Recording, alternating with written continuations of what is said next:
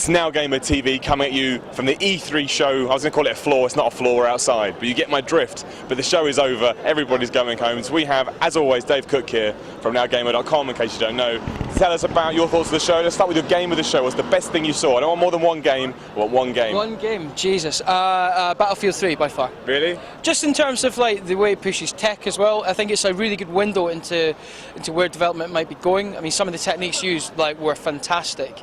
The lighting, the destruction, just the whole veneer of it was brilliant, and the gameplay was good too. So it just had the complete package. I mean, I'm not an advocate of like COD versus Battlefield, who's going to win, who's going to lose, but. Yeah, Activision and Infinity Ward, they've all got a bit of ground to catch up on in terms of tech. So yeah, it's cool. How about from a surprising point of view? What's the one game that kind of shocked you, that you didn't think was going to be very good, or you weren't really interested in, you saw and you're like, man, this is the shizzle? Yeah, I'd say probably Hitman Absolution. I mean, I didn't know anything about it, but based off the back of, like Kane Lynch 2, it was a very mixed reaction to that game, and I thought, man, what are IO doing? But then they showed us the behind closed doors gameplay of a really cool mission in Hitman, where Hitman's being chased all over the globe by the cops and everything. So the hunter has now become the hunted, and it was just this really tense, set-piece driven experience that was just blew me away. Absolutely fantastic. I think fans of the old Hitman games will really, really love it. And not to put a negative spin on it, but what's the worst thing that you saw? There's always one. Let's be ballsy, let's be brave, let's say the thing that people should, from a preview point of view, people should stay away from. I'd probably have to say Never Dead, because it's full of escort missions and nobody likes those, right? They're just a pain. I think the idea is kind of cool, as daft as it sounds. The guy can get dismembered and his body parts can be controlled independently. Sounds daft, but it actually kind of works. But I'm just a bit deflated by the whole thing. It doesn't play that well. It looks all right aesthetically, it's cool, but escort missions, I mean, nobody likes them. Nobody ever likes them, and I speak for the whole games industry when I say that, obviously. Okay.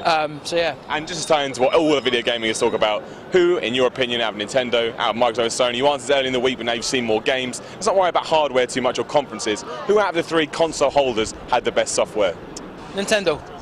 Sticking with Nintendo, why is that? Nintendo, because Sony's got Resistance 3. That's the next thing to come out. Yeah, I played a bit of that. I didn't really like it too much. I'm not a fan of it.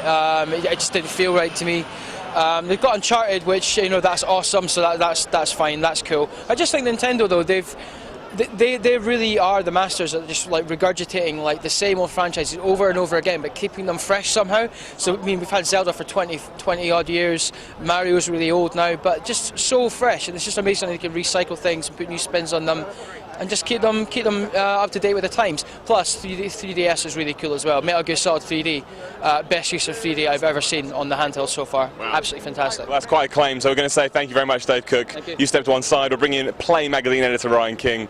Ryan King, you've been seeing some games here as well. So I'll ask you the same questions. Give me a game of your show. Give me a surprise game of your show. Give me the worst game of the show. The best game of the show would probably be Skyrim. I know it's a predictable answer, and I thought going in when people were saying Skyrim's amazing, it's kind of like, yeah, you would say that, it'll just be Oblivion again. But it is phenomenal. It is just incredible. During the presentation, they showed this bit where you come outside and you're fighting against these giants. And you're kind of thinking, yeah, okay, it'll be a standard battle, and not in a cynical way, just kind of thinking, okay, it'll be cool.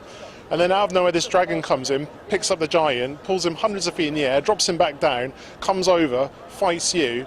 And then this other adventurer comes and joins the fight. He gets eaten in half, thrown away, his sword and shield goes scattering, and it's just all completely unscripted, and it just looks amazing.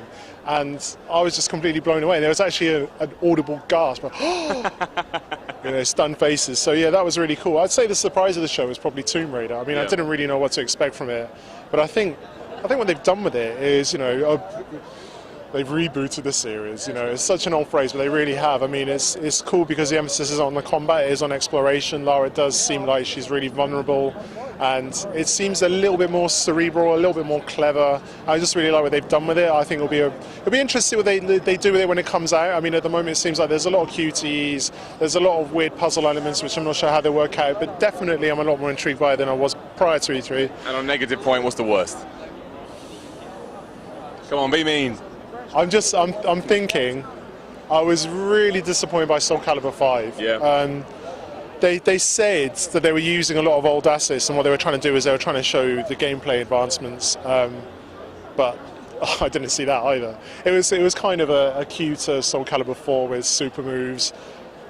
I don't really know if anyone wants that. I kind of asked them how is it going to compete with Tekken and Street Fighter, because they just said the only game will compete with Soul Calibur 4. No, it's not. Yeah, it's not. It's not. You're in a genre, you compete with everything in that genre. Yeah, it's not. I mean, nice stream, pal, but you're not. And you'll see soon enough. So, I mean, it's hard saying that was the worst game of the show because disappointing though. I mean, I didn't see any games I'd say were bad, but that was the most disappointing. And certainly if I had to rank them in order, I mean, Ridge Racer Unbounded surprised me as well. I wasn't expecting much from that, but that actually turned out to be better than Soul Calibur 4. Well, Sorry, Soul Calibur 5. Soul See, Calibur 5. even I'm getting them mixed up. I've got no chance. Well, there you go. NowGamer has brought you his footage. In case you care, for me it'll be Gears of War 3, the surprise will be Metro, and it is a terrible game. The worst game here is Jurassic Park the game. If you play it, you're mental. Now obviously that's a bit unfair, it's at preview stage, but it's just one giant QTE. If you're watching this Telltale Games, change your game, it doesn't work. Does it play the theme tune while you're doing the QTEs? It doesn't. No, at all. You're not even the same. Look at it. Jurassic Park, you chased away Ryan King. Thank you for tuning in to NowGamer this week. We've got more videos that come up post the conference so you can see what went on in the entirety of the show. Thank you for tuning in. We'll be back with you very soon. It's NowGamer.com.